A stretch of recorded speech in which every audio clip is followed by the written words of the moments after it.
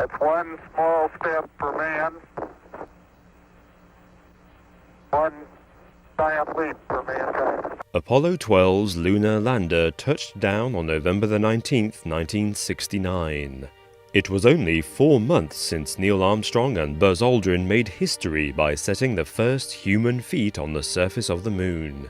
Apollo 11 was a huge media event, broadcast live around the world and watched by nearly 600 million people. The Apollo 12 mission was followed by comparatively few people.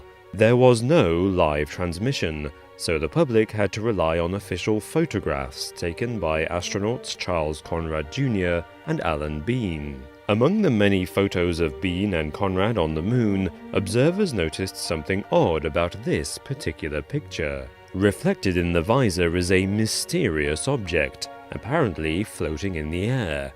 To this day, no one has been able to explain what it is.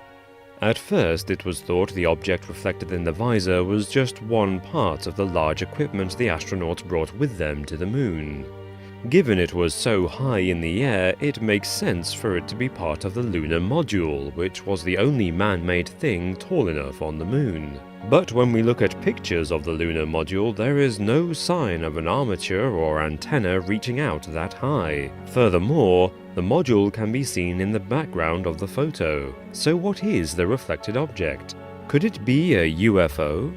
If it were, conspiracy theorists have chosen not to add this photo to the list of evidence towards a NASA cover-up of UFO sightings. In fact, there is surprisingly little evidence connecting Apollo missions to UFOs. There is a controversial transcript of a transmission from Armstrong and Aldrin on Apollo 11 in which they describe seeing a UFO outside their craft, but there is little else besides. Even Edgar Mitchell, the sixth man to walk on the moon and a fervent believer in alien UFOs, said in 2014 that he had never seen a UFO. If the conspiracy community at large and leading campaigners for UFO disclosure do not believe the mysterious object was a UFO, then it must be something else. If you look closely at the photo, you can see the object has a cuboidal body with 3 blade-like parts protruding from it. This closely resembles a Fresnel light with barn doors attached, commonly used in TV studios. Furthermore, in other images it is clear that shadows are not cast at the same angle, despite there being only one light source on the moon, the sun. It is odd that even in deep shadow, the astronauts are clearly visible. More photographic evidence from the Apollo 15 mission shows the same background in 2 different photos.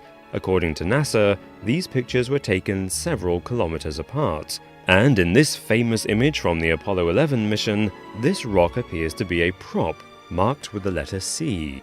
Given all these discrepancies, it seems more likely that there is a backdrop in the footage and photographs of the moon landings. The astronauts were pictured on a black and white set with Fresnel lights to counteract the overpowering strength of the key light, that is, a large spotlight standing in for the sun.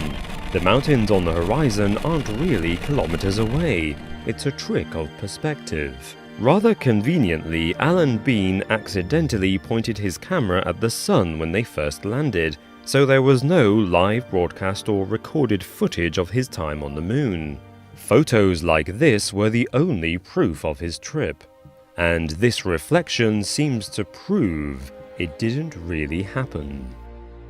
The possibility of the moon landings being a hoax was first raised by Bill Kaysing in 1976. Kaysing identified yet more photographic oddities. For instance, there is clearly no blast crater under the lunar module in photos from any of the missions. There is also a complete absence of stars in all the photos. And there are waves in the flags, despite there being no wind on the moon.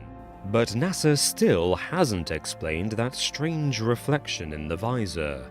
The best they have offered is a blanket excuse that every smudge, mark or peculiar shape on their photos is just a blemish picked up through handling.